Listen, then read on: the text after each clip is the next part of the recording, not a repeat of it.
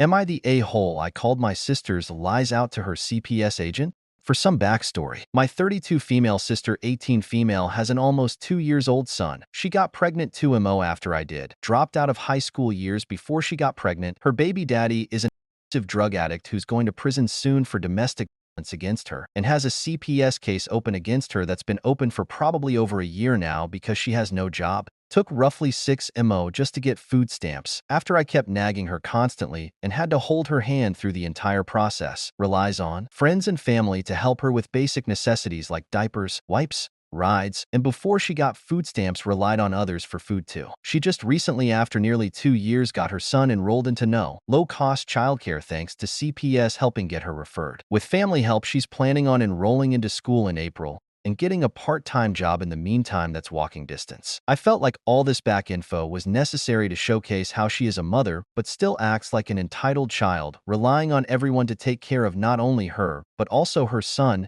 and the reason she has a CPS case open. Anyways, I had bought a new car when I got pregnant with my second child about a year ago, and gave her my old car and put her under my insurance policy to try and help her and her son out. She stole and crashed our grandpa's car about 2 years before that, so in hindsight, I should have expected what was going to happen. She had it for roughly a year and ended up totaling it 2mo before it was officially paid off, and I was going to transfer the title to her name. She ran a red light and crashed into another car and never paid any of the fine she owed or took the required driving class afterwards, so she has a suspended license now. It was one of the things she was supposed to be working on fixing once she got her son into daycare and got a job. It took a while just to forgive her for it and get over the fact she doubled my insurance rates per month. The other day she texts me and says she can meet me at the nursing home our grandparents live at that I usually pick her up to visit weekly. OFC, I'm like? And she explained her friend's mom is out of town and letting her borrow her car. I immediately told her that's not a good idea, and if she's pulled over with a suspended license and no insurance with her son in the car, that she'd go to jail. The car would be impounded and CPS would take her son. She's like, well, CPS is here right now and said it's fine. Again, I'm like, I know she very commonly omits important information when she's trying to finesse people into getting her way,